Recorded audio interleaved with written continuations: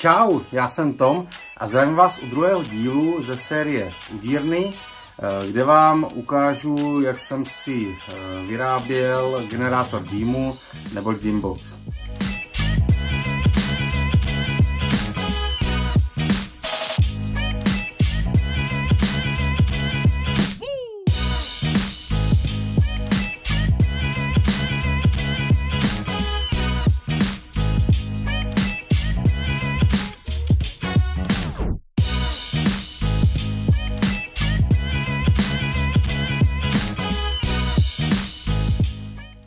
Původní návrh toho generátoru kouře jsem našel na internetu, projel jsem těch návodů několik, ten výsledný jsem si vlastně upravil podle sebe, tak aby mě vyhovoval, a v podstatě z těch několika návrhů jsem vybral v podstatě ten koncept, který mám tady, už je několikrát odzkoušený a funguje úplně perfektně.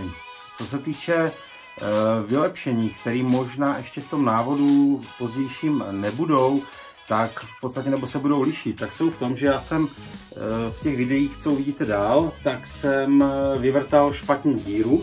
Já jsem tady dole vyvrtal díry 2 a tu jsem teda nakonec zavařil.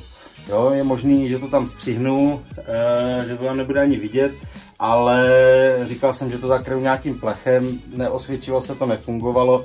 Navíc to byla totální hloupost, protože v podstatě tady je stěna udírny a to zapalování jsem vlastně tady vyvrtal 8 díru zepředu, která úplně bohatě stačí na to zapálení i na samotný tah toho generátoru, protože v podstatě používám ho aktivně, to znamená s použití ventilátoru.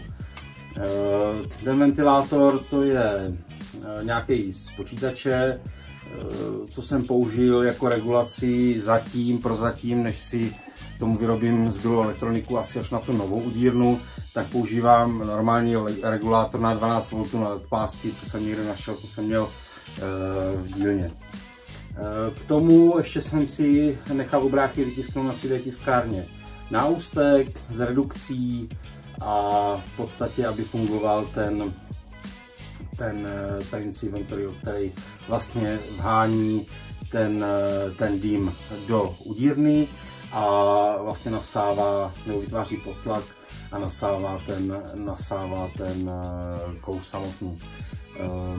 Co se týče uchycení do budoucna, tam bude trošičku jiný, než mám teďka, nebo víceméně já to mám chycený jednou sponou a uvnitř udírny mám hozenou akorát stahovačku, kterou nahradím tím, že tady ještě hodím jednu sponu, ale prostě měl jsem jenom jednu, takže jsem použil jednu. Co jsem tady ještě někde viděl, ještě že tady mám zbytky teflonové pásky, myslel jsem si, že to bude líp těsnit, ale myslím si, že to je úplně jedno, ono se to stejně samo zanese a utěsní samo. Co se týče těch výhod, proč vůbec ten generátor kouře, tak pro mě nesmírná výhoda v tom, že je tam ten kouř konstantně. To znamená, to množství si můžu regulovat, rychlostí otáčení ventilátoru a v podstatě to množství tím si můžu upravovat. Na co se to dá použít, nebo proč vlastně jsem to vyráběl, tak jednak je to teda množství dodávaného kouře. Člověk, když tam topím tou spirálou, nemusím se o to starat. A jako další dvě výhody jsou, jedna je ta, že v podstatě do udírny jde de facto čistý dým, nic z toho kouřovodu nevytýká, žádný dehet, nic. Všechno díky tomu, že tady je v podstatě takový ochlazovací komínek, kde při tom hoření v té spalovací komoře nebo v tom zásobníku ve spodní části tak dochází v této části k ochlazování a vlastně po stěnách vtýká veškerý ten bordel, vytýká tady do skleničky, kterou prostě jednou za čas vyleju. To je asi tak k té druhé.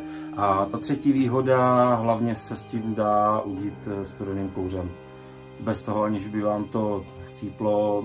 Já jsem zatím ještě neměl tu možnost, abych to změřil přesně, jak dlouho ten 50 cm válec vydrží hořet, ale běžný uzení 8-9 hodin, tam dám tak 1-2 odměrky, naplním to tak, nevím, 3/4 a vždycky tam stejně ještě zůstane, jo? Takže jako já si myslím, že úplně bez problému těch 12 i víc hodin by při celém naplnění to mohlo vydržet, takže ráno, než jde člověk do práce, večer, jak přijde z práce, přihodí a může takhle udít v této době i několik dnů, aniž by se o to někdo musel starat. Jak si budu o tom vykládat dál při té montáži, tak jako hlavní zásobníkovou komoru a spalovací komoru jsem použil normální kouřovod. Je to teda silnostěný, to je vlastně rozdíl ještě oproti tomu videu. Já tam budu vykládat, že bych příště použil tenkostěnej, tak to neberte jako správnou volbu. Opravdu ten silnostěnej, i když se špatně provrtává, tak je mnohem lepší. Vydrží to, si myslím, že roky, to dřív odehníjou tady ty krytky, ale i když to bude venku, ale ten materiál bych určitě použil. Jinak to jsou normální klasické fitinky a trubky vodovodní. Co dál, tam je prostě pár matiček, však uvidíte dál, tak se na to mrkněte, jak jsem to montoval, jak jsem to vyráběl. Tak, na výrobu budeme potřebovat 120 mm kouřovod. Já jsem použil tloušťku 1,5 mm. Možná po tom, co jsem to zkoušel vrtat, tak bych spíš doporučil ten kostěnej. Myslím si, že to ničemu vůbec vadit nebude. Potom 2 30kový, 3/4 trubky, 2 téčka, 2, to jsou nějaké přechodky, taky 3/4, 1 3/4 takovouhle přírubu, 3/4 na 3/8 a 2 3/4 matice. Tak ten kouřovod, přeměříme si, kam by nám měly vycházet ty vývody, pořádně rozměříme a odvrtáme. To odvrtávání já jsem prováděl stromečkovým vrtákem až na rozměr zhruba 27-28 mm, s tím, že, jak jsem říkal, bylo by možná vhodnější použít příště ten kostěný kouřovod. Ten tlustostěný opravdu to moc dobře nešlo, myslel jsem si, že to bude mnohem líp, ale cukalo to, kousalo to, no, hrůza. Takže ono by to šlo možná odvrtat postupně, pak vypilovat. Já jsem línej, tak jsem to chtěl mít najednou a byl to větší zápřah, než jsem čekal. Tak ten kouřovod, když si předvrtáme, tak tady jsem udělal chybu, jsem si to neuvědomil, navrtal jsem tu spodní část na obou dvou stranách. Tu vrchní samozřejmě ta je důležitá, ta spodní to je chyba. Takže tady, když navrtáte menší dírku, já si myslím, že tak 8, 10, tak to úplně bohatě bude stačit. Já to ve finále možná ukážu a to pak překryju takovým plíškem, ono to ničemu na škodu nebude, snad to ničemu vadit nebude, když tak se to případně zavaří, ale já si myslím, že to potřeba nebude. V té samotné montáži v podstatě tím, jak je to zúžený, tak jsem si koupil ještě 2 krytky. Jednu 120, jednu 118, s tím, že ve vrchní části dáme tu 118 jako deklík, kterým se to bude potom vsypávat. A dolů narvu tu 120 přes. A to bude sloužit potom jako popelník na vyklepávání. Tak a teďka k té montáži. Já už jsem si dopředu připravil ty téčka. Je to vlastně spodní strana. Je takhle. Vršek je takhle. Tak. Do toho ten vršek já budu zajišťovat maticí. Tak, ten vršek budu zajišťovat maticí, takže si ho tam vložím a zašroubuju matku. To bude ta část vlastně té trubky, která bude přímo v udírně.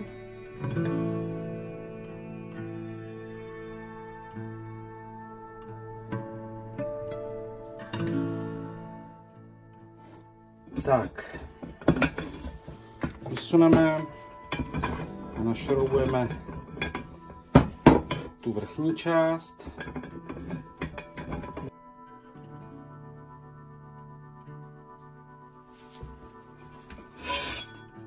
No a do té vrchní části přijde tady tato přechodka.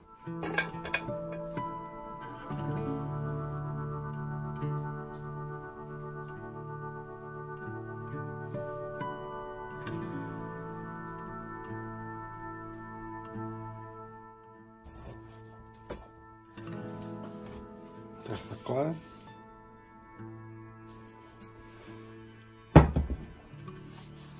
A tu část, odkud nám bude vycházet plyn, tak vlastně ohneme směrem dolů.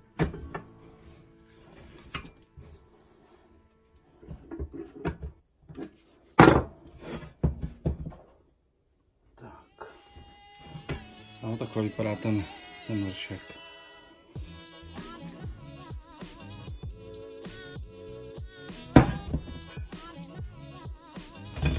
Tady do té vrchní části bude tato přechodka z 3/4 na 3/8.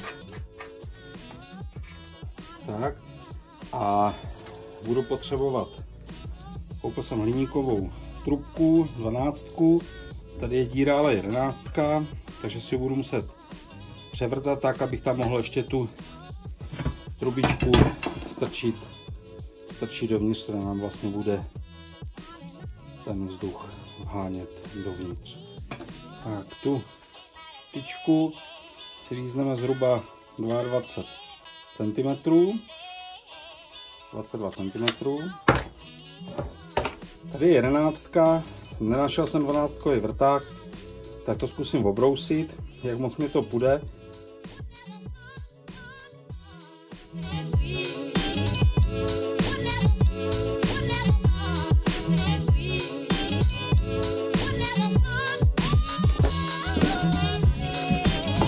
Závaně lepit nebudu.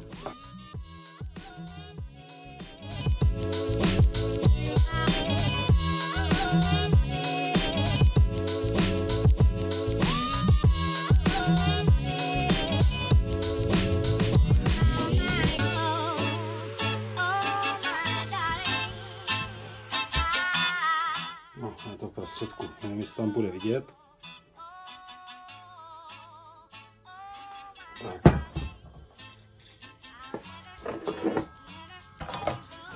Nějakou skleničku.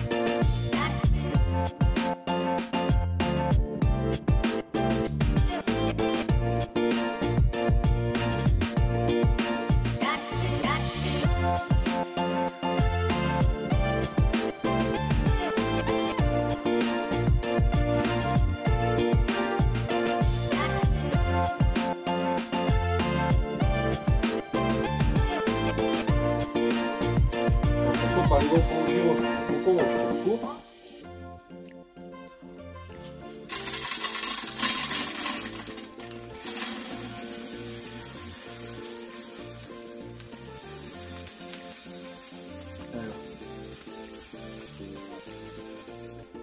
Jak to všechno vypadá, takže to se budu muset vyřešit.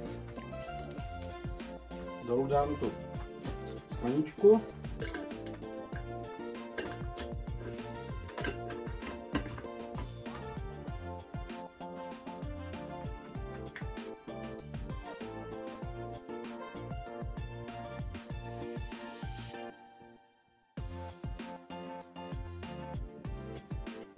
A teď si pomůžu akorát stlačeným vzduchem, jestli nám to bude.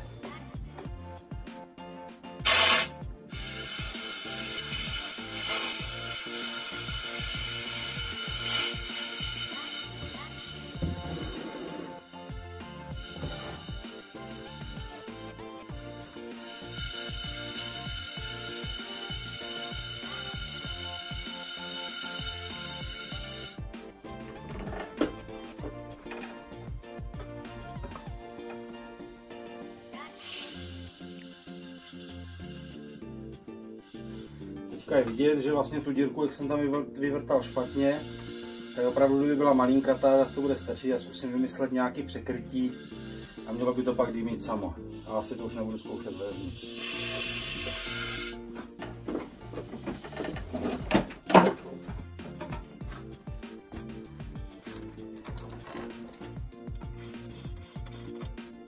Jinak po demonstraci, když tam bude ten ventilátor, tak to čudí perfektně.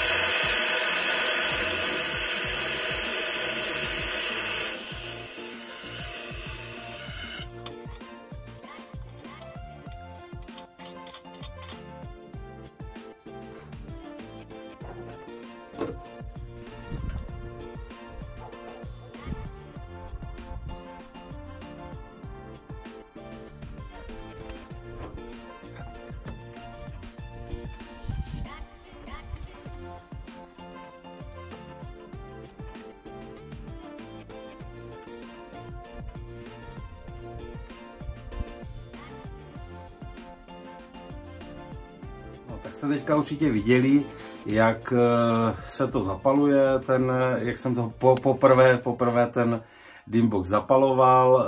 Bylo to takový trošku failový, tam jsem to ještě zapaloval vlastně z té přední díry, ale opravdu to rozhoření, když používám normální klasický ten turbozapalovač, tak tou přední 8 dírkou, 8 mm dírou je otázka, já nevím, 30 vteřin ani ne, prostě to jenom počkám, jenom jak to napočítám do 10, do 20 a je to zapálený. Nechám to chviličku rozhořet, ale ten dým je v podstatě i hned, jo? Takže tam v tom problém není.